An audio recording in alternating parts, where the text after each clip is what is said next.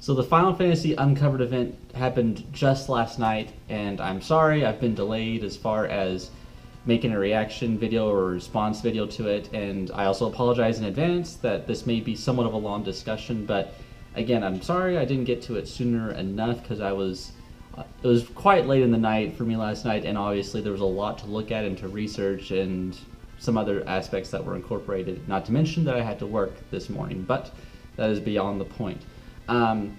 I'm going to kind of go through a list of everything that happened and discuss it little by little, and it may not necessarily be in exact order, and I also have to apologize if I'm looking all over the place because I'm looking at both my laptop and I'm looking at myself on my iPad, and besides all of that, let's just go ahead and talk about the event. For any of y'all who don't know, I'm an avid fan of Final Fantasy.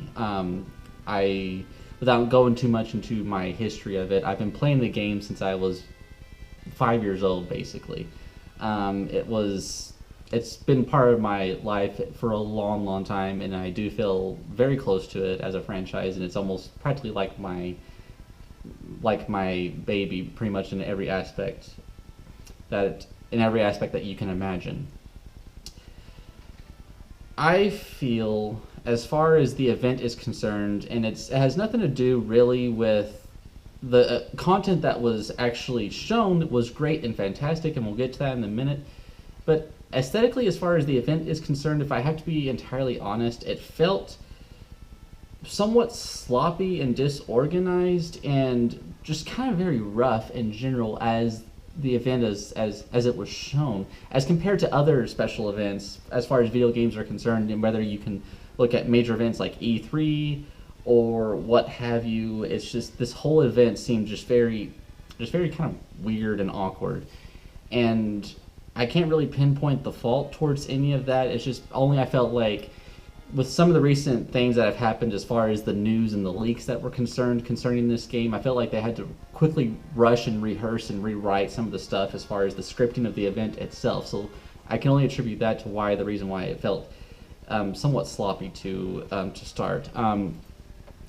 The host of the events were two guys named Greg Miller and Tim Geddes from the Kind of Funny channel here on YouTube. I don't really care too much about them as hosts in general, I've watched their show a couple of times and I felt like they were okay as hosts, but what the planners of the event failed to realize is, sure, they wanted to try and get hosts. The original intention was that I can't really interchange them, but one of them, let's just say Tim or whatever, is a highly big fan of Final Fantasy, and then Greg kind of knows about Final Fantasy, but is thinking about coming on board on the franchise in general. And they said their goal of the people who planned the event was those hosts were chosen to represent two sides of two different demographics: the old fans of Final Fantasy and the potential new fans that are coming on board, and that's why they were chosen. But where it kind of fell flat for them as hosts is you have to realize the people who are watching the event are wanting everything exposed to them as quickly as possible, so it gets very tedious as far as trying to wait for these hosts to talk and for them to get through to the next segment or the next announcement, and it's just kind of like, okay, hurry up, get off the theater, we don't care what you have to say. That's what they're facing against. I'm not saying I'm part of that camp necessarily, but that's what I can sense from other fans of the game and just video gamers in general. If they watch these events, they don't care about people talking. They just want things to happen and get news and information out as quickly as possible, because they don't really care for just the mundane monotony of entertainment as much as I can put it. It's just mundane, and they don't really care for it. So that's what they're facing up against. Nothing against them as hosts, but they can't do their job effectively and in a good way and tell their jokes and be funny, because no one cares at the end of the day. They just want to see the events as they happen. So again, I'm going to talk about some of the announcements and the events and the stuff that happened as the event was going on, and we have to start with how it all began. And I'm actually surprised that this is what happened. And the first person who walks on stage is none other than Hironobu Sakaguchi, I'm sorry, the father of Final Fantasy. And, I think in the past, Hironobu has done this a few times anyway, when there was an announcement of some type of Final Fantasy game, not necessarily 15, but he has shown up at events before, but I felt like this one he had to really humble himself to do this one. Hironobu has not really actively worked on a Final Fantasy game since really like the 6 or 7, and like he's been somewhat of a consultant through a couple of the PS1 era games, and then basically essentially got off it after that point. I mean, but he is solely responsible for the creation of Final Fantasy. But as far as if you are interested in to know the history behind Hironobu and the creation of Final Fantasy and the stuff that happened between him and Squaresoft, which is now Square Enix, then you'll come to understand why him showing up at this event is extremely rare and almost somewhat important. And I feel like with the team that is on and working on this game is I almost feel like they haven't really grasped what is in their hands and how important this all is. They have an overwhelming sense of pressure on top of a franchise that's cherished by millions, and there's so much expectation riding on this game. And either they do know that and they just didn't convey it well, or with the way this whole event was structured, it's almost like they don't really understand what's all at stake here, because there's a lot at stake. So with him showing up, that's very, very very important in my opinion. I can't really talk too much about like what happened next as far as some of the trailers and some of the stuff they've shown as far as gameplay and environments and how the game looks and all that stuff. You can go on YouTube and you can look at a bunch of the trailers and all that stuff if you really want to. The game looks great. I guess we can all come to that conclusion. I'm somewhat biased in this because it's Final Fantasy, and regardless of really how it looks, I do want it to look great. But, and it does look beautiful, but if it's not like on the same level as some other games, it really ultimately doesn't matter, because I'm still going to want to play it, obviously, because I love the franchise so much. But I cannot deny that, especially there's a part in the event where they showed, all it was just environment demo reel, where they showed a bunch of landscapes, in-game landscapes, and basically atmospheric stuff, and like they showed both hills and valleys and rivers and towns, and like some of the NPCs that are in the town as their AI is controlling them as they're going through the city. There was a brief time when I was watching that I was like, wait, is that in-game? Wait, that can't be in-game. Is that in-game? And it was in-game environments, and I thought it was like photorealistic photo stills that I thought I was looking at, but it wasn't.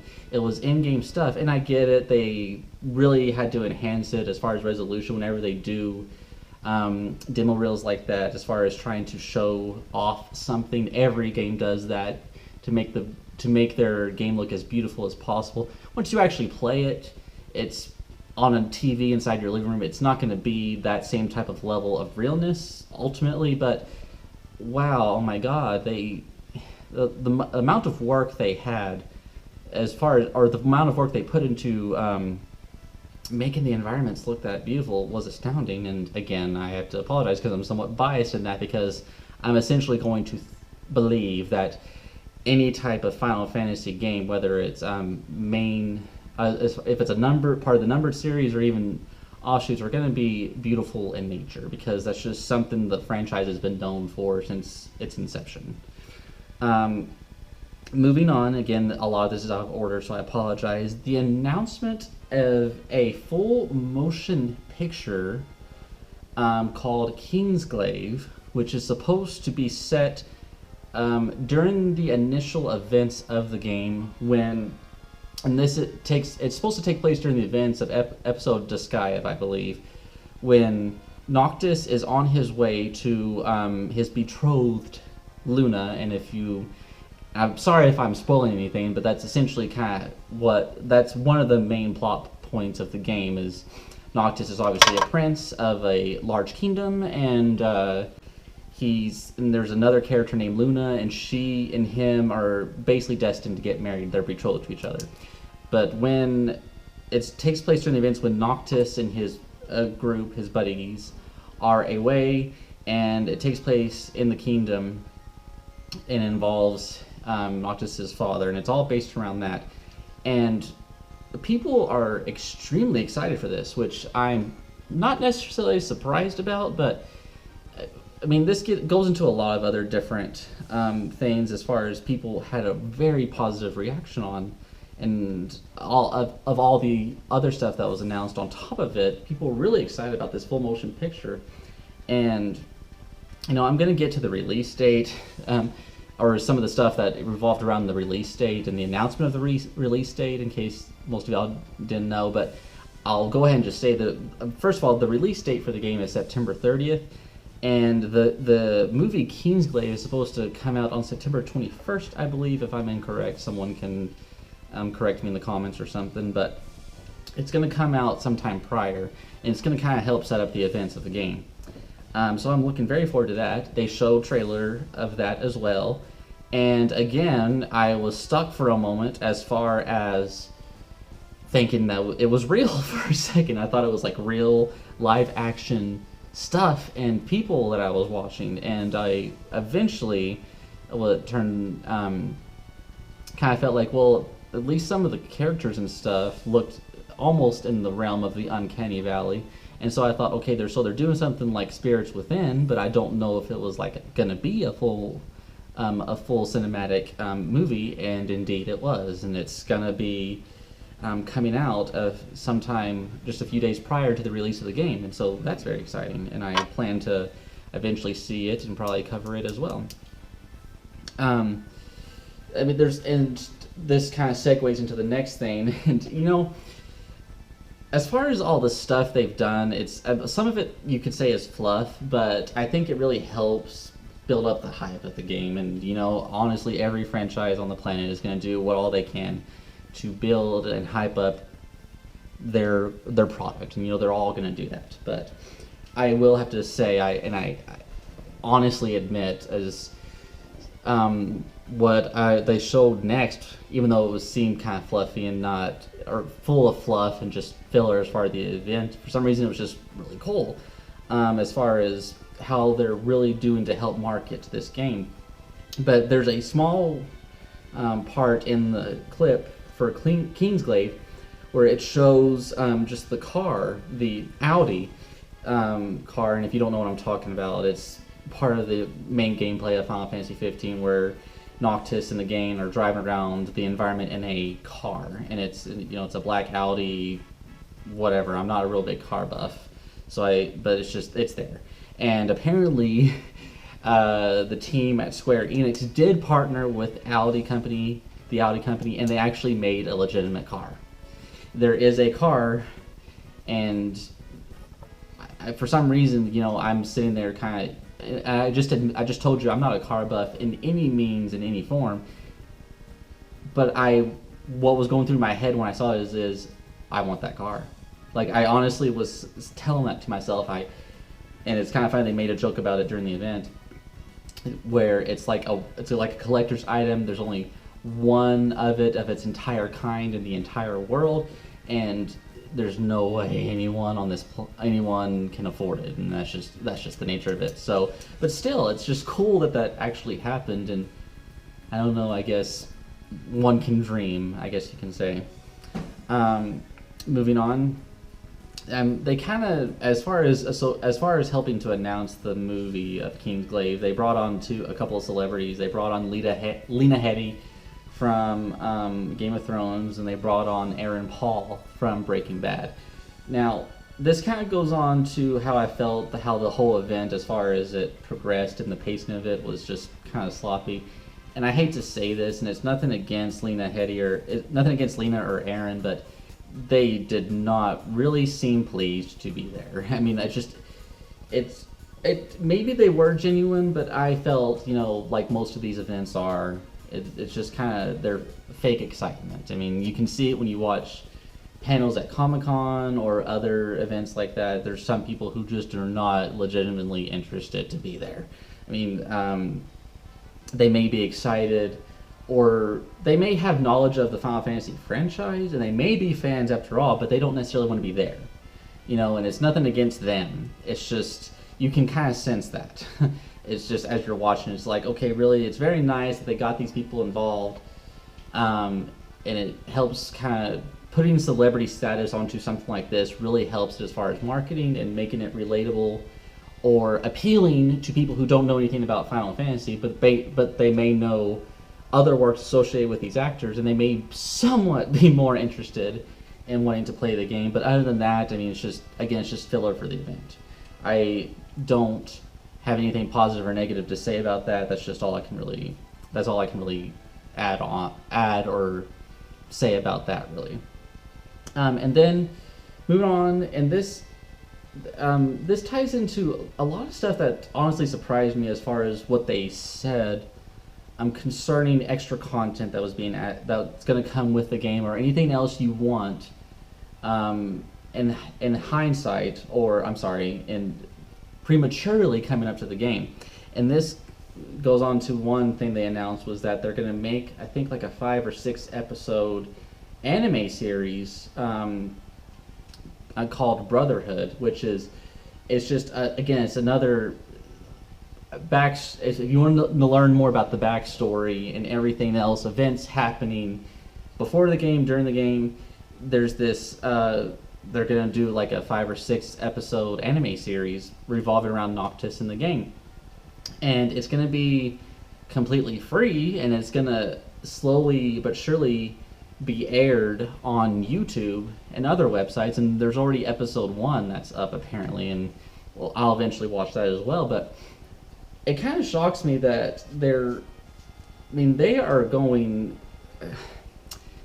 putting all their pieces down on this one, all their chips on the table, as it were, for this one, where they're putting a lot of work. As far as, I mean, it's part of advertising, sure, but it's just more about just trying to make the fans happy. And this goes into also what I said about with Kingsglaive, about people just legitimately being excited for even this kind of stuff, because they do want to see Kingsglaive, they do want to see this anime series, and they want to do other stuff to prepare them for this game, and people are excited for it.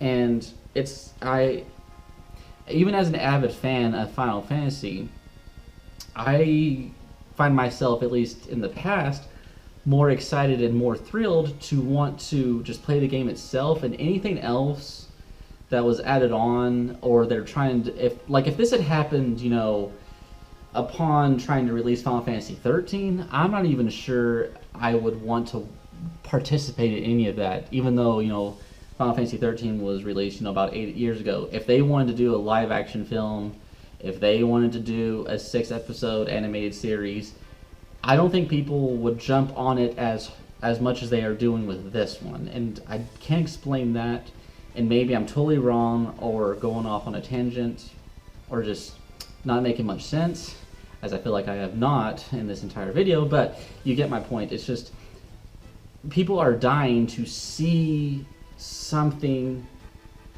Final Fantasy related, even if it's something like this. They are getting excited about this, and it's something I have not seen energized by the community in a long time. And I think obviously that ties back into how much pressure and how much is riding on this game, that people are really getting excited for just all this other stuff they're giving to us, and it's great, honestly. Now we can move on to probably what was the most appealing part to me, is they're adding on a new demo for the game, the Platinum demo, and they showed a trailer for that, and obviously the gameplay and all that stuff looks fantastic. It looks beautiful. I've yet to play it, but I plan to here very soon. And that's awesome. But one other thing is it was free. Um, Now people are like, well, of course, a lot of demos out there are for free, but from from me, I don't really play much demos in general. And the last demo I played was Final Fantasy 15 Episode to Sky, and I was honest. I had to buy Type Zero to play that demo, and if I have to be completely honest, I think I buyed Type Zero purely just to play the demo. That was the first time ever, probably in my entire life, where I wanted to get my hands on some type of gameplay associated with a main title Final Fantasy. That I even went out of my way to buy a whole nother game for it. And I honestly felt like if they did not have that content on that game, I probably wouldn't own Type Zero. Honestly, that's honestly how I feel. Not that I'm trying to say to harp on that game or not. I obviously plan to play that as well, but that's just kind of how I felt. And it surprised me they decided to make this demo free and you didn't have to pay for it. And it's got quite a bit of content there. And they showed some gameplay of it, very little of it, only like 2 minutes of it, because they didn't want to spoil it. And as far as how long the demo is, there's no telling, unless you've played it, of course. But yeah, that just kind of shocked me that it was free. That was free. The the anime was free, and all that stuff. And this isn't a line of stuff that we're getting before the game even comes out, or it can come along with it, which ties into what my next point is that they announced both deluxe and collector's editions. Now, I'm not going to really elaborate on this too much because they're pretty self-explanatory about what they are. I say was because I honestly feel there was a collector's edition for the game that included a bunch of extra content, like a figurine. It would if you ordered it, you would get on it when it would come out in September. You would get copies of Kingsglaive, and you would get copies of the Brotherhood anime, and you would get like another disc with stuff, maybe some extra content or behind the scenes stuff. I don't know. You'd get some extra DLC that would come on with it.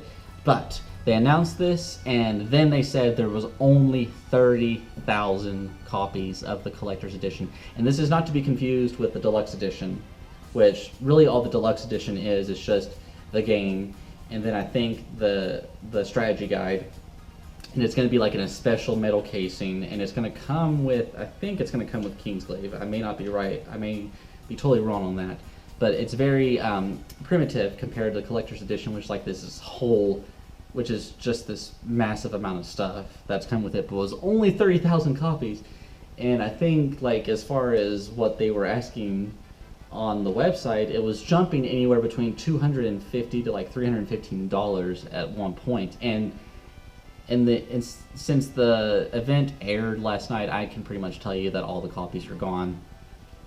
That's just the nature of it. They're gone. And I am an avid fan of Final Fantasy, but I don't feel like I really need that stuff, because if you have to think about it, you're paying to get all this extra stuff, but a lot of it's already free. Like I said, you're getting Brotherhood, you're getting maybe even the demo, you're getting a few other stuff, but a lot of this is already free anyway. And if they do like a season pass for like DLC of Final Fantasy 15 anyway, and you've paid for that or whatever, or if it's going to be available anytime soon, you're going to basically get the DLC added along with it. I plan to probably get at least the deluxe edition, because that'll come out, or pre-order it, or whatever I have to do to make sure I get it. That's about the extent that I'll do. And you know what? If I don't get it, so what? It's just, let's not forget the meat and potatoes of what we're really looking for here, and that's the actual game itself. The other stuff is nice to have, but ultimately it's superfluous. And I could go on and on talking about that, as far as like people are like, oh, well, you're not a true fan if you don't get all that stuff along with it. And I'm like, no. I think a true fan is someone like me who treats it like it could be almost like a subject in school, and I study it, and I read stuff on it, and I look up stuff on it, and just for fun on my free time. I think that's the sign of a true fan, where I even go out of my way to see it as and appreciate it as a form of art, which is honestly what I think it is anyway. Um, One and another thing of the event, which I'm kind of honestly glad they did, despite your opinion of Matt of Greg and Tim, the host, I am kind of glad that they kind of gave GameSpot some hate for breaking the embargo and announcing the release date of Final Fantasy 15 early. Because honestly, throughout the event, some about 10 minutes in, they bring out this set, and like on the table is this large red button, and it's something they tease throughout the entire event, and they say like if you press this button, it's gonna release the release date of the game, and I thought it was I mean, funny or not, I'm almost kind of glad in a sense that they kind of gave GameSpot some hate for that or just kind of threw some shade at them because, as sad as it is, or I mean, as exciting as it is to know stuff ahead of time, it really kind of can take the fun out of it. And, I'm kind of getting towards the end of my list here, but basically to kind of summarize what happened towards the end is, we have like 10 minutes left in the event, and they finally get to press the red button. And there's actually a moment where the timer starts happening. It's like a slot machine, at a casino or something. And the first number that appears is 2016, and then the next number that appears is 30. And as the months are scrolling down, it goes past September and stops on November. And it's like, oh my gosh, they delayed the release date again, and I guess they were trying to really kind of just fool people into thinking that for a second, and then all of a sudden it jumps back to September 30th, and it's like, oh, okay, well, thank God, because I thought it would have been great, honestly, in my opinion, if they shocked everyone and decided to release it even earlier to kind of basically just say F you to the people who broke the embargo and announced it too soon. But I guess as far as marketing and business is concerned, if they announce a release date or if they make a decision about it and it gets finalized, they have to stick with it and not try to change the date at the last minute. There's probably a good reason why they have to do that, but I would have laughed my head off in glee if they just kind of surprised everyone and announced it even earlier. Now, is that realistic? Probably not. But if I have to say anything, I could be as critical of Greg and Tim as I want, but when they had the red button in their hand and they pressed it and then nothing appeared on screen, and then Greg or whoever is like, oh my gosh, it got delayed again, and I'm like, oh no, we have to wait another year. I mean, well, what else is new? But it was funny, but kind of terrifying at the same time. So that was just kind of my honest opinion about it. Just to kind of finish up on some other notes, they did announce a few other things that weren't, ultimately major or that I may not particularly care about. They are incorporating, obviously the Final Fantasy, the game itself, is going to have many mini games, but there is apparently one that they're doing that's going to be, you can play in-game, but you can also download to your phone as an app. And this minigame is called Justice Monsters 5. Very, very indeed, very Japanese sounding, almost on par with Power Rangers or something like that. Justice Monsters 5! It's very funny, but it's a cool little, tidbit, extra stuff to do. I don't really care as far as playing extra superfluous stuff on my phone. I don't know if that makes me old-fashioned or not, but I don't really care as far as that stuff is concerned. It's cool to have, I'm not going to admit, but basically, just to kind of say what it is, it's basically a very intense and stylized form of pinball, and there's some numbers associated with it, some strategies involved with it, and there's obviously Final Fantasy themes and stuff tied into it, so that's pretty cool. But again, it's cool to have there, and I probably will indeed play it in game. But obviously other people are going to be excited to actually have it as an app and just to play it, whatever they're doing. But I generally don't gravitate or jump onto that stuff. I don't really care for mobile game apps.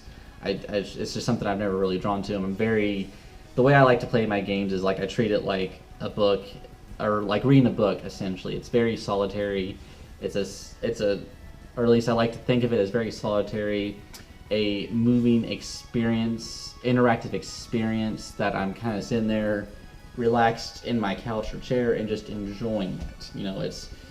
That's the only way I can really describe it, is I'm taking it in slowly.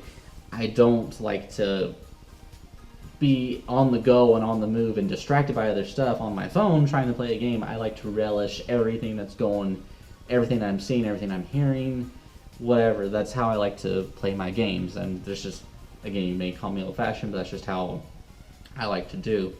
And I'm gonna have to wrap this up here in just a second, but that's pretty much all that kind of happened at the event. It obviously got me more excited for Final Fantasy 15. I can't wait for it to come out.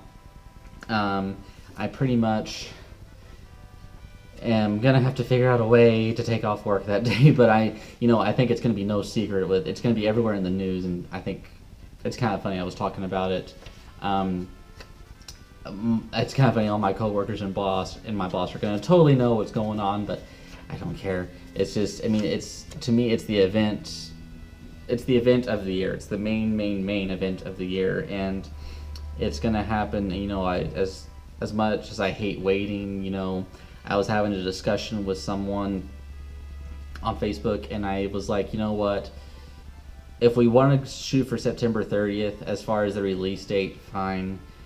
And it's exciting to have an official date as far as when we can expect the game. But going back to my earlier point in the video, is there's so much writing on this that if they had to take a little bit longer to really hone in and fix it and finalize it and make it more close to perfection as they possibly could, if I had to wait just a little while longer, I'd be willing to do it. It's like letting a good friend or a close friend take all the time they need to do what they need to do as far as finding success in their life. You don't try to rush people into trying to figure out their own. You don't rush people in trying to figure out their problems or trying to fix a problem or to let them heal or come back from something. And that's the only analogy I can kind of think of when it comes to the Final Fantasy franchise, is that I don't think people realize that if this game does bad, it's pretty much the end of the franchise. And as sad as I hate to admit that, it's what's essentially is going to end up happening, because Square Enix obviously is in a lot of trouble as far as what's going on with them financially, and they need this game to succeed.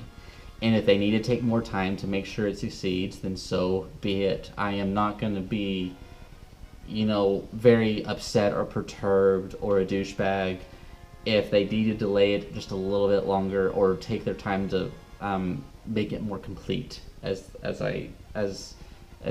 best as I can put it, because I cherish it so much and it means so much to me that when it actually does happen, I can play it and complete it and feel complete myself. I'm sorry, I'm speaking very simply in very simple terms, but that's the only way I can put it. And if I don't sound clear enough on this video, I apologize. But all I can say is I'm excited, and I have my fingers crossed. I will have my fingers crossed for the next 6 months, and here's to hoping that it goes well. And in the meantime, though, despite having to stay cautiously optimistic in the meantime, I will plan to busy myself with, shows, other games, demos, what have you, to learn as much as I can and to take in as much as I can, so I'm fully prepared for when the game releases. So I hope you enjoyed this rather lengthy vlog of mine, and if you're interested in more, I plan to cover more of this more material like this as it happens, and plan to comment on it and discuss it. And if you're interested in stuff like this, I encourage you to stay tuned. I've got other links to other stuff down in the description below if you care to check that out. And that's all I really have to say. I'll talk to y'all guys later, and please stay tuned.